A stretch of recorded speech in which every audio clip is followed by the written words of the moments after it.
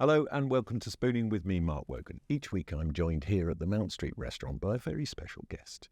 An executive chef, Jamie Shears, cooks up a couple of spoons of something they've said they love and something they say they hate, dislike, something along those lines. Difference is they eat them blindfolded.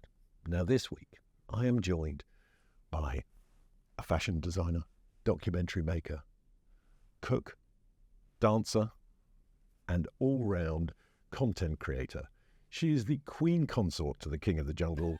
Will you please welcome to Spooning with Mark Wogan, Zara McDermott. Thank you for having me. Queen consort of the jungle. I've not heard that one yet. Well, I mean, to be fair, Johnny, the producer, wrote that. That was really good. So we are all about food here, but we will talk about you, your life, everything along those lines. But you've had an interesting journey into the world of media. I have. It's got kind of chopped and changed and moved about, but what I love is you sort of cross that line between really very serious and proper subjects and then really not taking yourself seriously at all. Yeah. And it's like I was sort of, obviously I've watched your stuff and I've looked at you on TikTok and all that sort of thing. It's like, you get the joke, right? You know how silly all of this is. I do. I'm partial to a TikTok dancer too. Yes. And you've taken to cooking on screen now. And I did mention before, just a little bit more heat in the pan when you're cooking. Okay, I'll a bit more caramelization. Yeah. You were doing it all beautifully, the basting it properly, all that kind of thing. Just threw the butter in a tiny bit. I remember going for lunch with somebody once, and this sort of plays because you did a really good documentary about eating and the issues around eating, and I want to talk to you more about that. But I sat with this person, and they were painfully thin, right? And we're in a really nice restaurant, and she goes, "You order," and I'm like, "Okay, so I order whatever I'm having," and then she looks at them without a beat and goes, "I will have the green salad to start, no dressing, and then the same to follow." Oh my I'm gosh. like, she's just literally going to eat a pile of leaves. Wow. And this poor person had veins in her arm that were thicker than her arm. Oh my gosh. And you covered that, I think, really intelligently in your documentary. Mm-hmm. But you've also been on a journey with your own body, as have I, because, I think at my heaviest, I was about 23 stone. And there is basically a overnourished man dying to get out at all points. I walk past a potato, I'll put on a kilo. How have you, do you look at it as maintenance now for you? Does it have to be a conscious effort? Because you seem to really enjoy your food. I do. I'm a big foodie. My dad has cooked for us and my family since I was tiny. My dad loves cooking. So I've always been around lots and lots of delicious food and experimenting with flavours, and he always tried to make sure that we liked everything and would try so many different ingredients. So I'm a massive foodie at heart. And I think that entering this industry, I was never body conscious before. I remember being, in my late teens, early 20s, and never even looking at myself and disliking what I saw in the mirror. And then it was almost the moment I entered this industry, it's like everyone is holding a mirror up to you all the time and everyone has something to say about your appearance. And I started viewing myself differently. I look at the positives that I got from that, which is I fell in love with exercise. I work out regularly. I go to the gym now. I weight train, I weight lift, and it really helps me mentally and physically. I'm very strong now in both senses of the word. But I think it took me a little while to get to a place where I now feel very confident in myself. I'm 27 now. Let's face it, you weren't working with a bad base product, were you? Well, yeah. The thing is, right, what I would say is so after I came out of Love Island, my boyfriend at the time, we were doing a PA tour of the UK. You're stopping at service stations, you're getting sandwiches.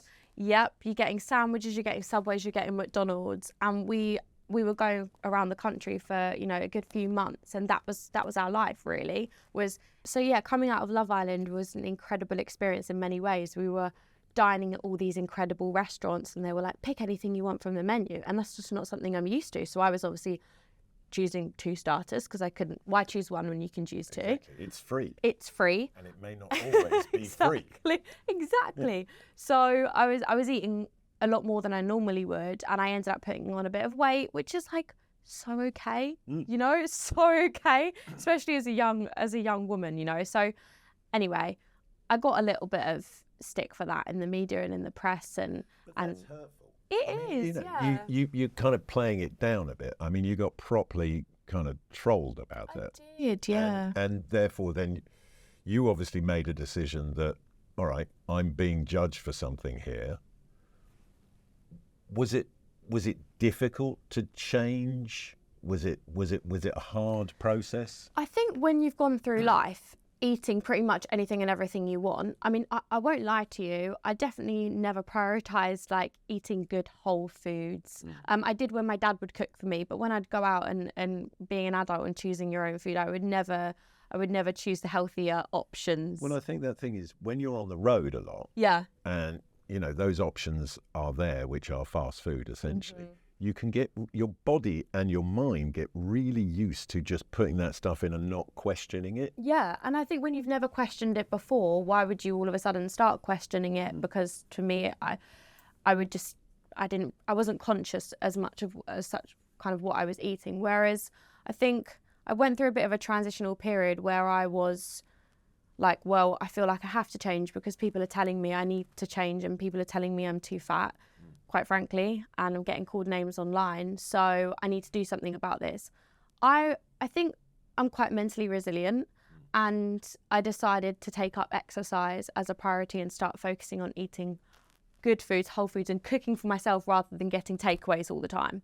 And that for me, you know, it was definitely an adjustment period of like finding out, okay, like, you know, what sort of foods I like, what sort of foods I don't like, you know, how far am I willing to go? And also I think finding a happy medium of not feeling like you're restricting too much, not feeling, especially when you're going through like a transitional period of like, right, I know I need to change my diet because I'm not healthy. Finding out kind of where the good mid-ground is. But I think I got there, and I'm definitely there now. I mean, now I'm like, I'm really not that conscious of what I eat. Because I went very extreme. Did you? So I lost 30 kilograms and got down to sort of sub 7% body fat. Wow. Which was part of my Fit 50 plan. So as I turned 50, I wanted to be in the best shape of my life for the second half of my life. And what was interesting about that is, even if I say so myself, so I looked phenomenal naked, right? However, in clothes, people thought I was dying because body or face, you can't have both. And so I'm easily 10 kilos heavier than I was then, but I'm happy with where I am. Yeah. And I think it's that thing of sometimes you have to go to extremes. But then I read, and correct me if I'm wrong, that the reason you did the eating disorder documentary was because having then gone to a place where you were comfortable, healthy and fit, you started getting grief for being something else. Yeah, and that's something I found really hard because I felt like a little bit at the time, damned if I do, damned if I don't. But now I think looking back, something I massively learned from, especially that documentary and just online generally, is food and diet is so personal. What works for you in your body and how, you know, your body functions on, you know, particularly like calories and putting numerical figures on what you're eating is one of the worst things you can do, because we live in a society where there are vulnerable people who will imitate your diet, and what works for you may not work for them. Yep. And now when I see it and I see that kind of content, I immediately scroll past it, because I think, why should I need to numerically compare myself to somebody else who's a complete different body composition to me, completely different muscle mass, completely different height, you know? The whole BMI thing. Yeah. I mean, you know, I'm 6 foot, I weigh just below 90 kilos. I'm technically obese. Yeah. I mean, I'm not, but technically I am. So that kind of is all confusing. It's like, I think it's about shredding away the sort of weird messaging, which I think you did successfully in that documentary. Now, obviously we're talking about food here and weight loss and whatever, but I've got in front of you here one of your favourite things, which is chocolate milk. But that, I mean, obviously that's Mayfair chocolate milk here at the Mount Street restaurant. Yeah, give it a quick stir because it's settled a bit. And obviously you have it being Mayfair, you've got a solid silver spoon. I could drink that in probably straw, 3 I mean. seconds, honestly. How's that shape up? Is that good? That's damn good.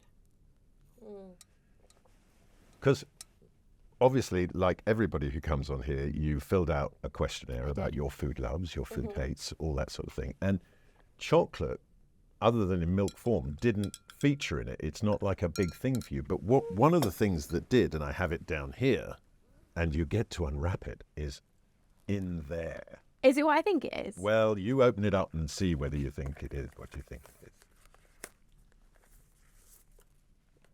I think it's slightly. Dates! Yes.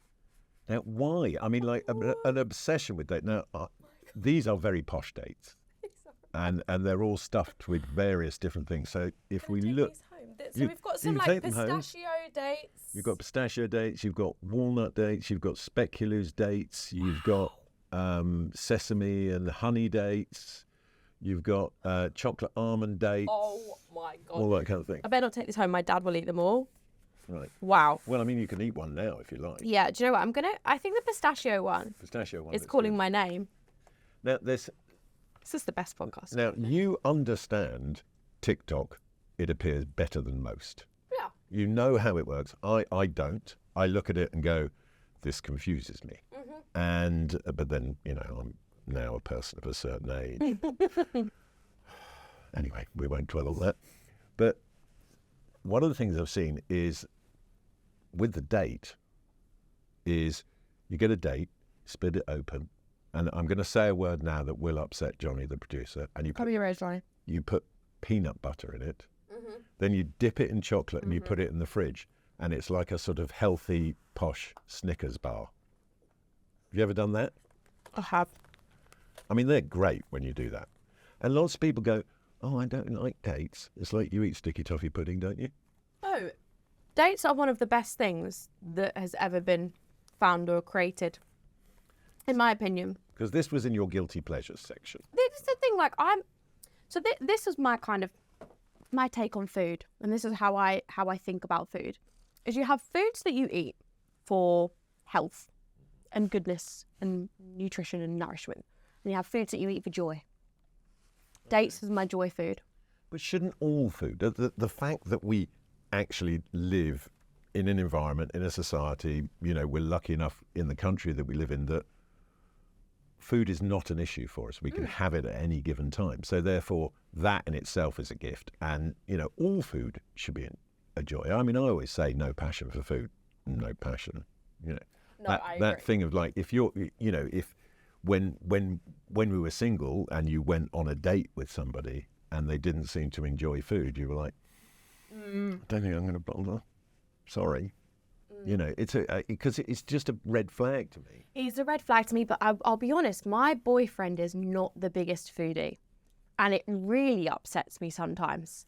It really like hurts my soul. Like sometimes I'll make like, I don't know, I make a cinnamon bun, or I'll make bread, or I'll make your own cinnamon bun? Yeah. Good. Yeah, I make, the other day I made hot cross buns. Very good. One penny, 2 a penny. He's one of those people that will just like take a bite and be like, yeah, really nice, and then just put it down and walk away. He's not a foodie, and I'm like, I would eat 5. Now, for those of people who don't know, your partner is Sam Thompson. He is the king of the jungle. The king of the jungle. He likes to be. And he's been very open about his ADHD and stuff.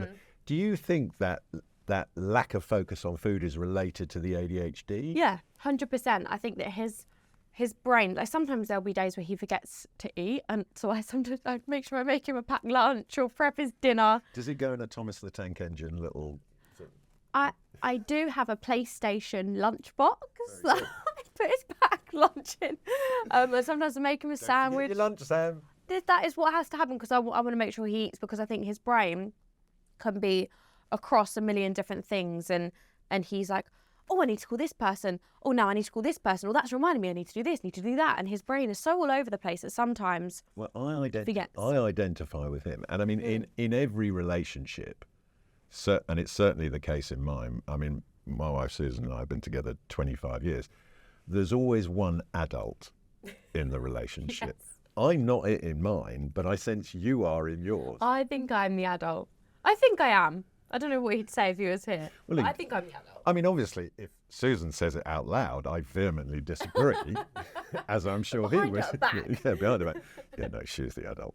And I'm the same thing. It's like, you know, reading a bit about your relationship and that sort of thing, and what he said about it is like, you know, I'll come home from work and sit down, and Susan will want to tell me about her day.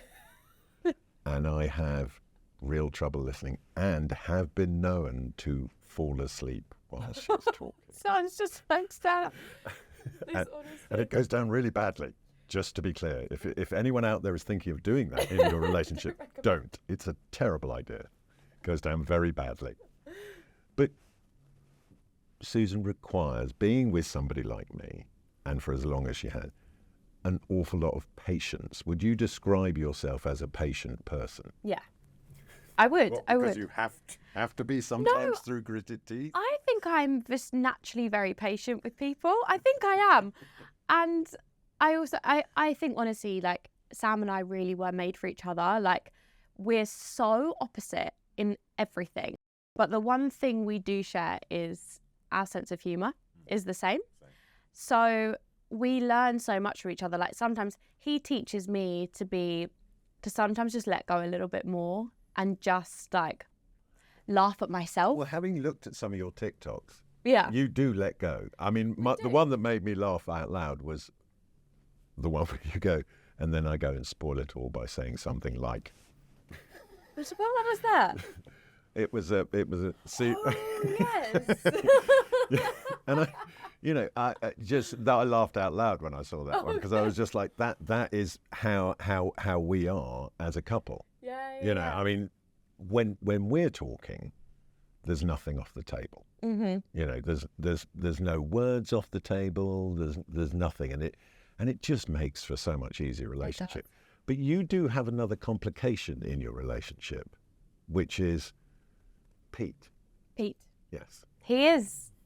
I say we are a throuple without the intimacy. Yeah. That's what I think we are. But do you ever, I mean, like, look, Pete strikes me as, I don't know him, I've never met the man, but I almost, as a slightly older person, I want to sort of take Pete under my wing and go, look, Pete, there's obviously a really lovely person here, but there's at times you go out of your way to make people think otherwise. I think the thing is about Pete. So Pete, honestly, like, I think he's got a very hard outer shell, is what we say. He's got a very hard exterior, but he has the gooeyest centre. He's like a chocolate fondant. Mm. It's like a chocolate fondant. But do you occasionally, you and Sam at home occasionally, and his face comes up on the intercom and you're like, turn the music down, he's here again. No. And then he suddenly appears at the French windows going, I'm here. It's the other way around. Sam wants him to move in with us, but he says no. And did you say no? No, I would love for Pete to move in with us. Really? I think it would be, you know what, the three of us, we have a very odd relationship, but it's very amazing. Like, he's literally my brother, my best friend. He's Sam's brother and his best friend, and me and Sam are together.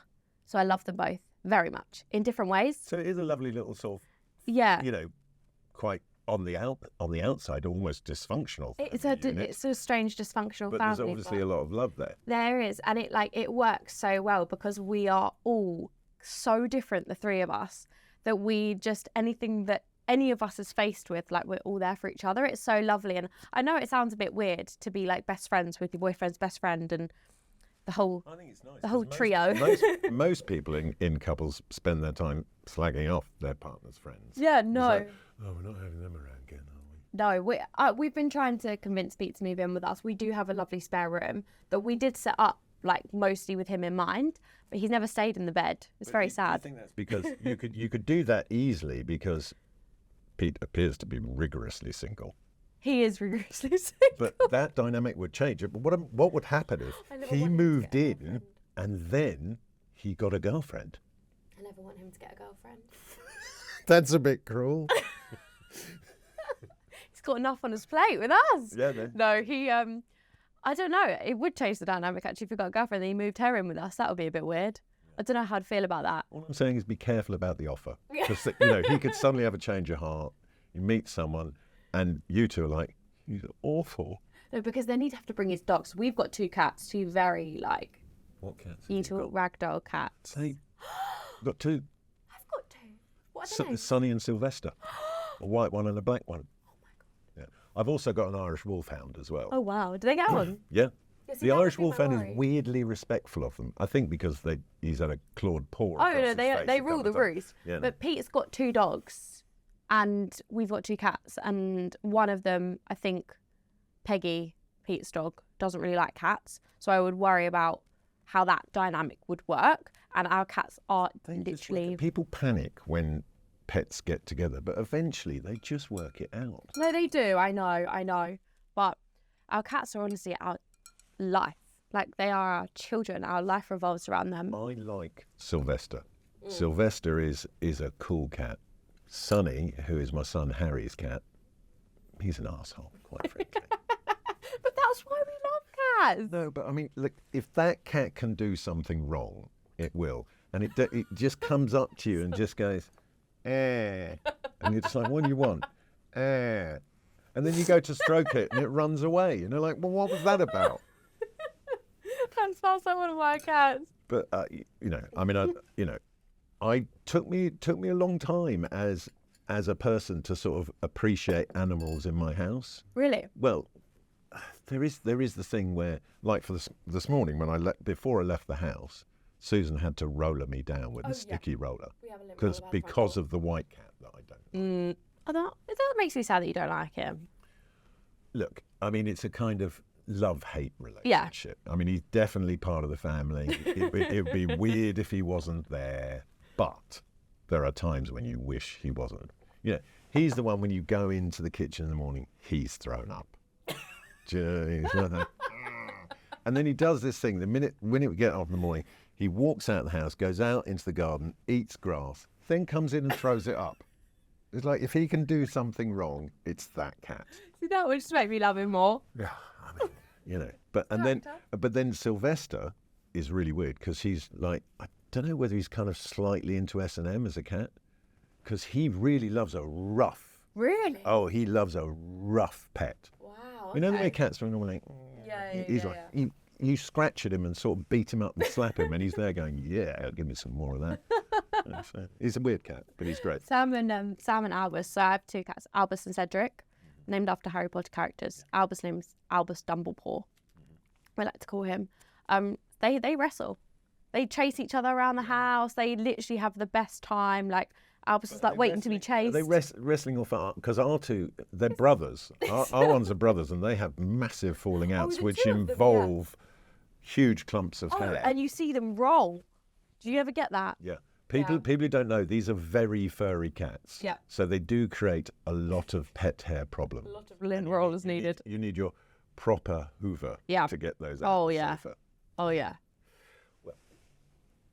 I've got some more food for you. Go on. Because on your guilty pleasures, it was light. weird? No, it was great. It was light and shade. I mean, I agreed with a lot of it. Really? Because down here, I've got pickled onion. So it's dates into pickled. Would you eat them together? No. So let's crack these open. Wow, That's a jar of pickled onion. know I've what I got some used to very do? posh Mayfair cocktail sticks here. What I used to do, this is a funny story. When I used to come home from school, I used to go to the shop and buy a whole jar of garlic cloves and eat the whole jar. Oh, what, the pickled garlic cloves? Pickled garlic. Yeah, no, they're lovely, those. Are you gonna have one as well? Yeah, of course I am. I mean, these are quite posh ones. This is how I know I'm getting old. Yesterday I went shopping. Oh, they're good, those. They're nice, aren't they? They like posh pickled onions. Yeah. You guys are really treating me. Puckett's pickled onions. They're really What's good. it say? Too moorish to stop, Go on, eat the whole jar. We won't tell. All right. Look. We'll keep going. They're really good. Seemingly 10 calories or less. Not that we count calories. We don't count calories. No. Now, other things, which I totally agree with, and I got you my personal favourites, because you weren't specific. Olives. Oh. Now, I love a mozzarella. Oh, I love a mozzarella. Buttery. Quite buttery. Yeah. I just think the Rolls Royce of olives. Yeah. We're going to have one of those. Oh, I'm so down for this. This is the best day ever. Now, the nice thing is, you can seal those up and take them with you. So we'll pick another cocktail stick. Let's. Sorry, ladies first, please. Thank you. See, that's a great olive, that, isn't it? Very green. Wow. How good is that? So good.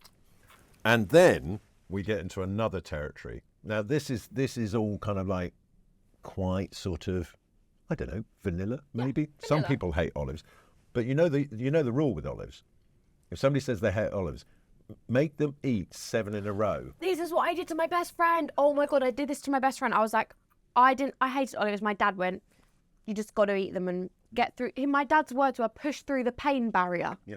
Which So doesn't make it like an attractive practice, doesn't but I make see it- where he's going. Yeah, so he encouraged me to try them. I then loved them. And I was like to my best friend, you need to now like olives, because when we go out, I don't want to be the one just with the olives in the middle of the table and just eat them all myself. I need a partner in this. I wouldn't mind. So I forced her to eat them.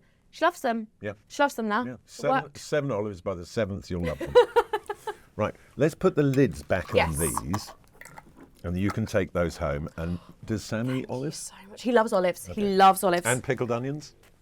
I don't think he'd have pickled onions, But but surely, like with a pickled onion, you need both of you to eat them. he doesn't really like anything pickled. Like he doesn't like pickles or That's anything like disappointing, that. because I like everything pickled.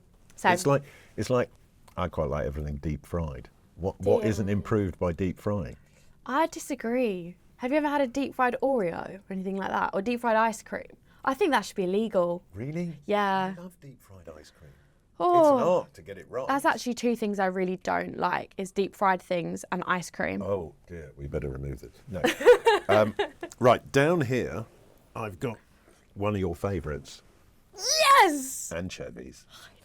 Anchovies in olive oil. Should we crack these Yeah. open? Do you think, is this the most amazing palette you've ever had on No, your it's great. podcast? No. What I like is the variation. It's like there's no you can't. It shows that you love food, because there's no one thing. There's no theme. It's like There's no theme. I like dates. I like anchovies. I like chocolate milk.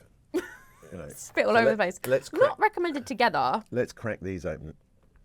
And do you know what, as well, what I like is I like the ones in the tin better than I like the ones... Oh, you don't like the Spanish ones, You know, the like the posh boccherones. ones. The boccherones. I don't mind them, but I prefer the saltiness of this. Yeah, no, they're great. Should we go again? Yeah, all right. Little Wow, this anchovy. is like literally the dream. I'll hold the tin. Oh, God, how are you supposed to get one out? A singular anchovy? Just pick at it. Hack at it. There we go. There you got it. Oh, God, I'm going to have to... Is it your first anchovy out of a tin? No, right. I've never done it with a cocktail stick before. Well, you got a fork there. Yeah, That makes it I'm going to easier. use a fork. There's a lot of pressure. Yes. There we we go. go. Oh, we're dripping. Yeah, don't get it on your shirt. Yeah, I'm going to go for that one there. That looks You see, look how hard it is to get it out with a cocktail stick. Hold on, I'm nearly there. You're not. Bear with me. You're not. See, Oh, you yeah. judged me for that. Slippery little git. I'm just going to use my fingers. There we go. I've got a couple there. Cheers. Cheers. Oh, they're good, aren't they? They're really good. So that brand, which I can't say. Can you say that? Ola Sagasti. No, they're very good. Wow. Very salty, which I like. So there we go. Now I've got a slightly, because a lot of people go, oh, fish in a tin. But fish in a tin has kind of really developed into a kind of thing, and you can get some really luxury, high-end stuff in tins now. So I'm just going to move that out. Okay, of the way I'm quickly. interested in seeing what this is. I want to take you. Is it dates in a tin or something? No, it's not dates in a tin. I'm just going to clean up a little bit of the oil spillage there from my messing around with the cocktail stick.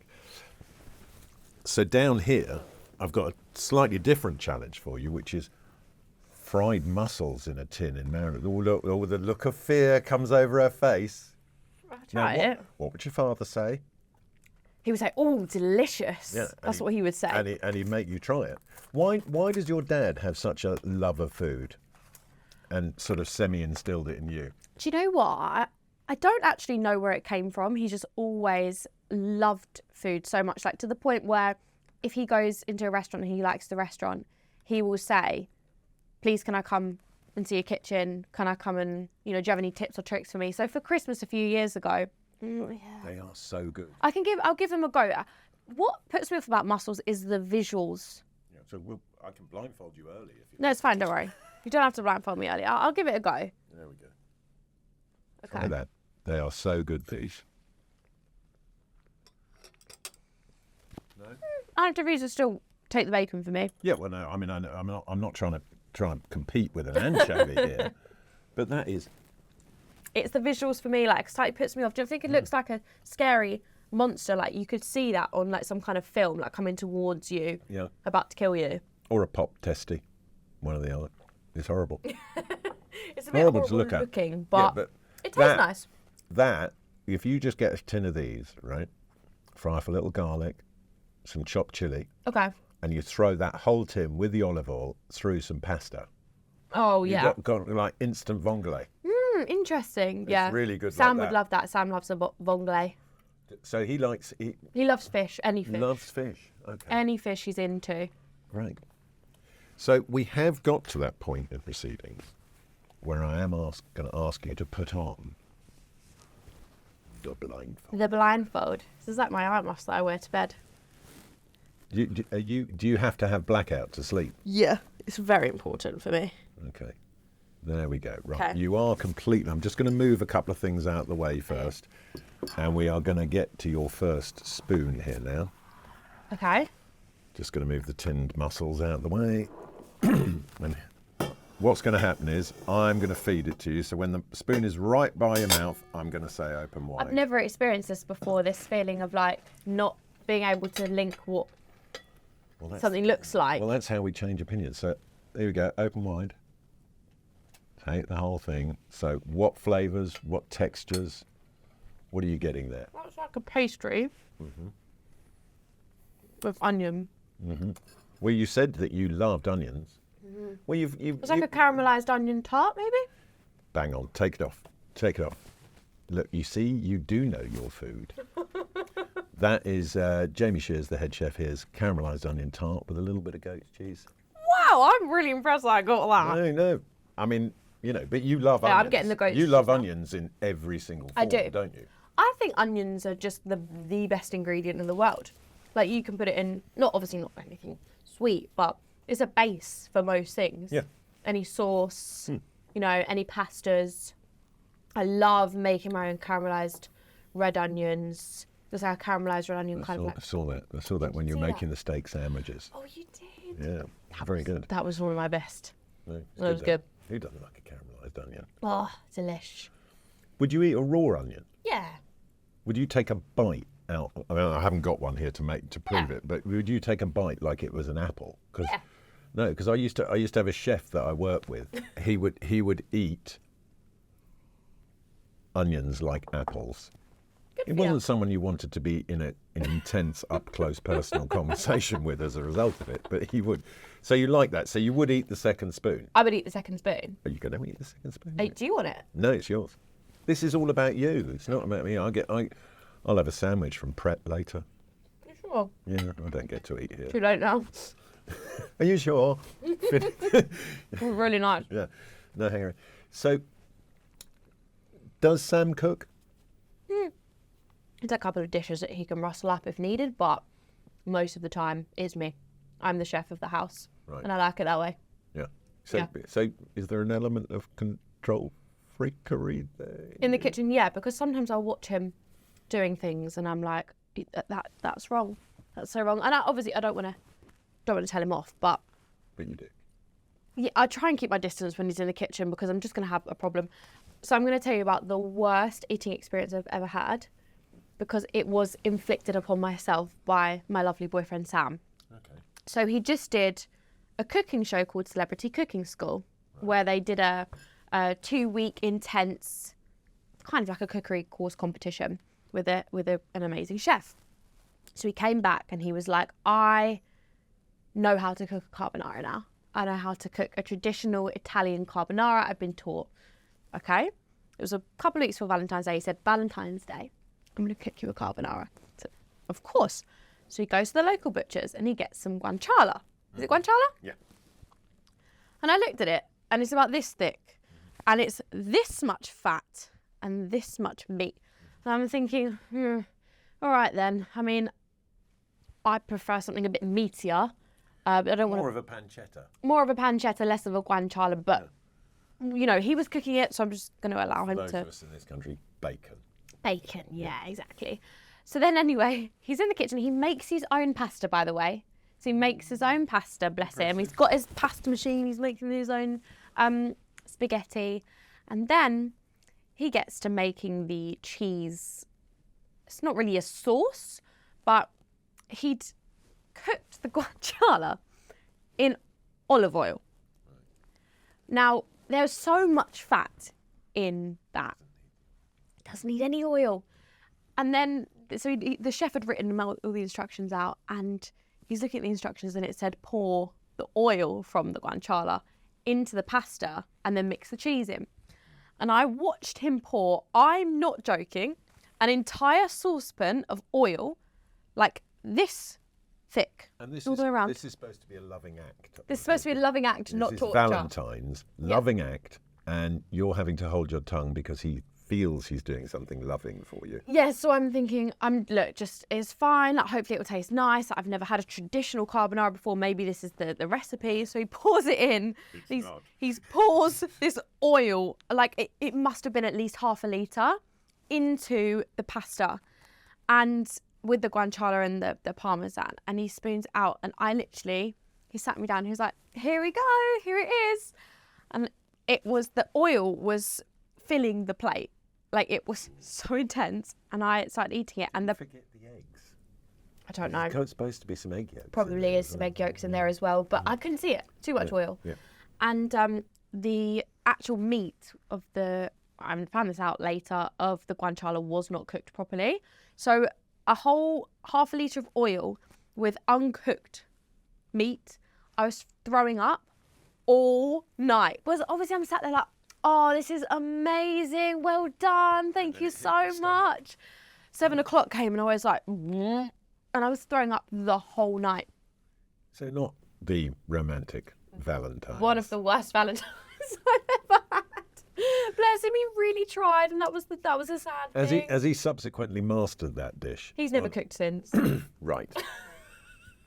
Okay, so you're both scarred in different ways as a result of I that. just can't trust him anymore. And that was 3 years ago. I can give him a quick crash course in how to do it properly. Please do. Yeah. Please do. And, you know, the traditional meat is great and all that kind of thing, but it's just much easier with pancetta and less prone to poison.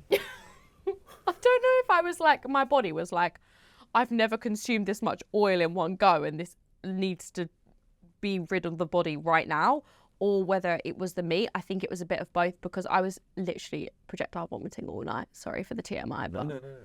it was what happened. And it was 3 years ago and I've not forgiven him. I think about it every day. So proper scarring. Proper scarring, and I don't let him So in the if I kitchen. suggested a carbonara to you now, you'd be reticent. No, I would be fine with eating a normal carbonara, but Sam hadn't cooked. as long as he didn't go anywhere near it, I'm fine. Absolutely fine. Now, you've got a lot of interesting and exciting things coming up at the moment. Yes. So you've just launched your own clothing brand, I have. which is called Rise, and that is available in Tesco's? It is. So it's available at the moment exclusively in F&F. I think it's in 384 stores all across the country. So, but what is it? Is it like casual wear? Is it smart wear? Can you work out in it? Do you slob about in it? Do you do TikTok dances in You it? can do everything in it, and that's the amazing thing about it. No, it's kind Throw of up? like Can you throw up you in can it? throw up in it. You can do whatever you want in Rise. It's really versatile. But it was an amazing opportunity to create this brand because I've been working on it for a couple of years now, and with things like this, you know, going and getting clothes designed and working with incredible designers and manufacturing and factories, and there's bumps along the road and things that I've learned in the process. But 2 years later, we're finally here, and it's finally just launched a few weeks ago, and it's been one of my kind of passion projects that I've had going on in the background for a few years now. So it's really, really exciting. Because what strikes me is, you definitely like to challenge yourself. Yeah. Right. And with the subject matters of all the documentaries you've done, they have been challenging, and I think to sort of then go, I am now a clothes designer as well. Were you worried about how that would be received? I think the problem is, I didn't want to be as a jack of all trades, master of none. You haven't brought me I'm so sorry. The leggings would have looked really good on you. But I mean, David Gandy gave me some. Really? Well, yes. I'm sorry, I feel bad now. I think I could rock a pair of Rise leggings. But I think you don't want to be a jack of all trades, master of none. But I wanted to create a brand that was in line with the work that I do. I wanted to create a brand that was for every woman. I think, I want shopping and just buying new clothes and looking at new things, a bonding experience for families. Like, it's a bonding experience for me and my mum and my nan and my friends. And I find that we often go to different shops because we want different things. But I wanted to create a brand that feels like it works for any woman of any size and any age. And don't get me wrong, we're very much in the infancy of the brand at the moment. Like, it's just launched, but I have really big visions for where the brand could go, because I want it to be a destination for people of all ages, of all sizes, as I said. And also I want it to be, I think so many clothes nowadays are expensive. When you want good quality, often you have to pay for it. And I wanted to kind of challenge that ideal and be like, well, I can make a really good quality product and I'm not going to break your bank. And that's another big kind of key driving force behind the brand as well, is like affordability and versatility. But you say you don't want to be a jack of all trades, master of none, but you seem to slot into lots of different areas very easily. And I think that's in part down to the fact that you which is not common in a young woman. You're really at ease with who you are. Yeah. And I think therefore it's natural. Whatever you're doing is natural, and therefore it's genuine. It's like I'll give that a go. I'll go and talk about that. I mean, you've done Strictly, as we all know, and that is what I mean. I know people go on about, oh, it's so difficult. It's like, but it really is tough doing Strictly. Yeah. You're learning a new skill, and you are training with what is essentially a honed athlete. Oh my God, yeah. I mean, it's a sport. Because your feet were an issue, weren't they? My feet were an issue. My toenails still haven't quite recovered from the experience. I don't know if they ever will, to be honest. You're still not in slides this summer? No. Do you know what? I've got a lot of false toenails put on, so they're like just about on the surface look okay.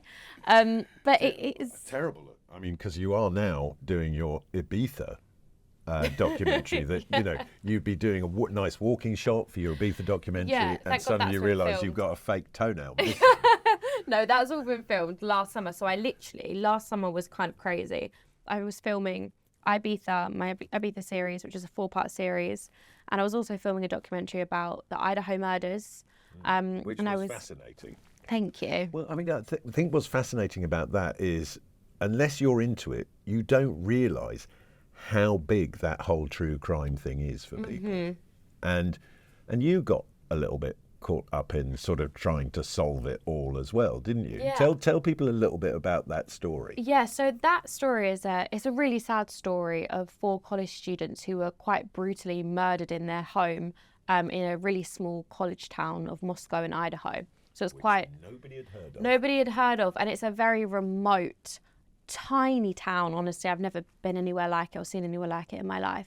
And what kind of followed from that was this huge social media storm where the police were obviously undertaking their investigation, but they were rightly so holding information back because they were waiting for the moment to release information, and obviously they need to do their investigation privately. But what happened in this situation was people felt that the police weren't giving enough information, so they began conducting their own investigation.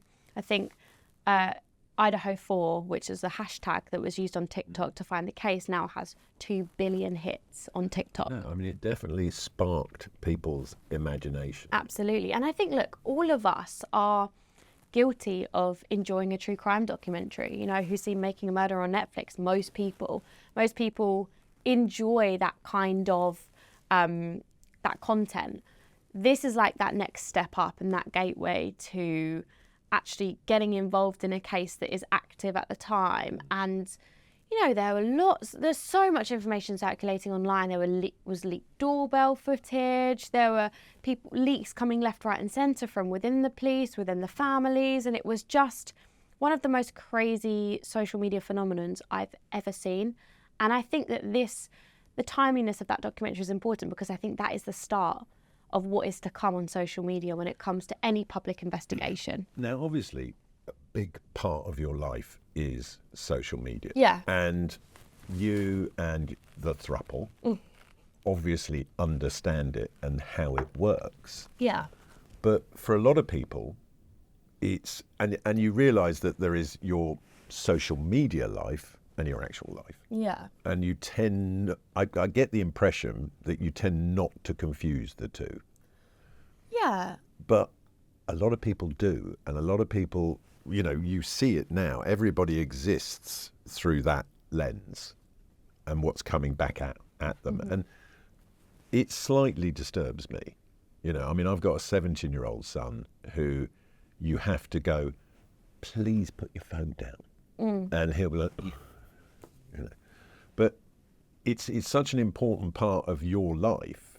How do you think you've got the balance right? Yeah, I think I do. I think I've got a really positive, amazing relationship with social media. I think it takes time. You know, you're thrust into this industry, and all of a sudden you've got all these eyes on you and people kind of commenting on everything you say and do, and it feels like that to start with. I think my ethos and my mentality in life is like, no one really cares that much. And that's what I always say to myself. I think people on social media can often get trapped in this weird cycle where they believe so wholeheartedly that people really care about what they're doing and what they've got to say. And I think in some instances it is really important to believe, you know, for example, I'll talk about women's issues and women's rights and, you know, revenge porn all day on my social media. That's an issue. That's not a personal thing about me. And I always... correct me if I'm wrong, but part of the reason for talking on those subjects is because of personal experience in the real world, not so much on social media. Yeah. I mean, you know, you were sexually assaulted, you have been trolled for being overweight as people perceived it, you know, all those sort of things. That's what I like about what you do, is there is always a personal element to it, but it's almost like you take us on your journey of working it out. Yeah. And understanding it yourself. Mm-hmm. And that's why I think it's important to do that through a documentary lens as opposed to do it through social media. For me, I don't want to confuse my social media with kind of my personal life, I suppose, because as I say, like, I don't ever believe that people care about everything I'm doing all the time that much. And maybe that's why from the outside, I'm on social media a lot, so I don't see how I'm perceived or I don't fully understand what people make of my social media, and I don't really think about it, to be honest, but maybe that's the trick. But it is an important part of what you do. It absolutely so it's kind is. of, that's what I mean about the balance. It's like when it is either a revenue stream or part of how you promote what you're doing or what you're up to then not take it seriously at some, you must be taking it seriously at some level. 100% when it matters.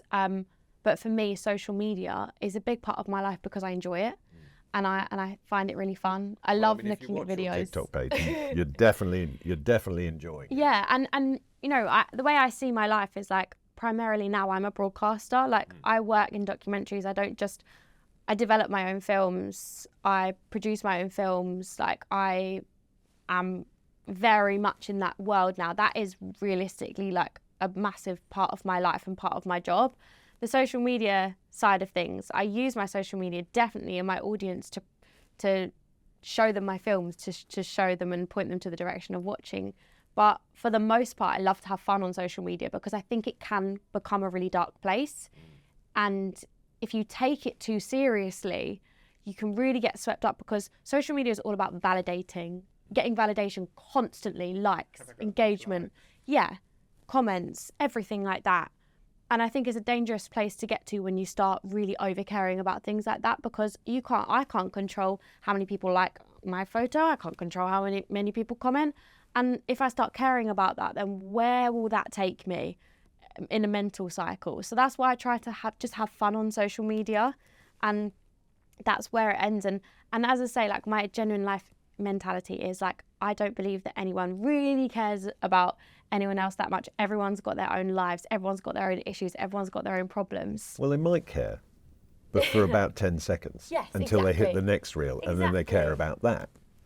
So how did you arrive? Because obviously the documentary subjects you've done previously have been on quite serious subjects, and now you're doing one on Ibiza. I am, yes. Is that a serious subject for you? Do you know what? The Ibiza series is one I really wanted to do because back years and years and years ago, I used to love, I'm a documentary nerd, have been ever since I was young. My mum used to walk in on me watching Stacey Dooley on BBC iPlayer as opposed to doing my homework. Are you after her crown? No, she's like an incredible documentary maker, and she is a massive inspiration for me. But so you, you've made some really good documentaries. I think Stacey has absolutely solidified herself as one of the best documentary makers in the field. And there's a few people I look up to, and she definitely is one of them. And I always dreamt of being able to do something like this, and never thought that it was even in the vicinity of my possibilities. Do you count yourself lucky? Yeah. Because there is a thing, and we had Sophie Haboo on, and that thing where, because you come through a certain reality show, or you're attached to that kind of reality star sort of mantle, that everything's just been handed to you as a result of it. I don't think people realise how hard you, Sam, and all those guys actually work. Yeah. You're working every day, all day. You're considering what moves for you next and which direction you go in. But there must be a point where you're going, well, as you said, I never imagined I'd end up getting to do these documentaries. Yeah, and I think part of that comes from taking a big risk and a big leap of faith by going on reality television. Like, I think that nowadays it's not as massively risky as it used to be, because I think that the reality TV market is so oversaturated. But when I did Love Island, which was only 2018, there weren't many reality shows out there. Which for me is yesterday. Yeah, I know. For you, it's been a whole career so far. It feels like yesterday, and also feels like a really long time ago. I think the landscape of TV has changed so much. But, I remember I used to work in the Department for Education. So I used to work within central government, and I loved it. And I used to really want to work with young people, shedding light on important issues. That's what I used to literally do in my job. So in a way, I think everything in life happens for a reason. I think I was meant to be in the position that I am now, with the platform and being able to make documentaries on important issues. Ibiza, interestingly, I wanted to do that film. I actually came up with this idea about the island because I think it's somewhere that a lot of people go, but I think a lot of people would want to watch it because it's about a place that they frequent, a place that they go on holiday, and looking at how emergency services cope with so many young Brits heading to the island. And it's looking at the changing landscape of crime, the changing landscape of drugs, and what that means for the island. So even though on the surface it feels like, it's quite a light programme, actually it's very relevant for a lot of young people. It's shedding light on issues in a slightly different way to what I've done before, but I think it's all part of my career and coming up with new documentary ideas and thinking, okay, what do I want to do now? Experimenting with slightly different genres within the documentary space. Well, I think it is, as you said when you've talked about this before, it's showing Ibiza beyond the Instagram effect, which is most people go, that looks nice, or there's a video of some young people getting into a fight and having whatever. What is the actual island? Yeah. And what is it about? Because it is a beautiful place. It's incredible, but also the wealth that's on the island now, and how the crime... It's not a cheap place. It's not a cheap place, but what I found interesting is how the landscape of crime is changing on the island. So we look at that a lot as well, which is really interesting, and work really closely with the police and the Guardia Civil. So that was amazing. So we've come to another point of blindfold. Okay. Will you please, Zara, put the blindfold on again? Yes. Is the blindfold secure? The blindfold. Okay. Yeah, I cannot see a thing. This is a really good blindfold. Where'd you get it? I can't talk about that shop. So this is your second and final I'm slightly spoon. worried I'm going to throw up. No, you won't throw. Open wide, here we go. Tell me what you've got, tell me your flavours, tell me your textures. What are you getting there? Is that like some kind of prawn? That is a prawn. See, you're good. In tempura? In tempura, exactly right. With... Can't work out, is it like some kind of sauce, but I can't actually work out what the sauce is. Take the blindfold off. That's coriander mayonnaise. I knew you were going to do this to me. Yeah, but you haven't hated it. That's the whole hate it. thing. Because one of the things you said it's the work of the devil, coriander. I hate coriander normally. How the hell did you do that to No me? such thing as a bad ingredient. And obviously the skill of Jamie Shears, the chef. Weirdly, it doesn't taste really coriandery. But that's the whole thing. It's like, now, I appreciate that you, from what you wrote, you're part of the sort of 10% of the population where if you eat a piece of coriander on its own, it tastes like soap. Yes. Yeah, because you have an enzyme in your mouth that changes the flavour. Yeah. And you and your brother share this, right? But if it is, I mean, like Angela Hartnett, who's an old mate of mine, hates coriander, right? And at my pizza place, I do have a pizza with coriander on it. She's like, that stuff. Disgusting. That's not a pizza. But it just goes to show that if you remove sight, Yep. have you removed an element of it? I'm like, for example, would you have the second spoon? Yeah. Go on then. I have the second spoon.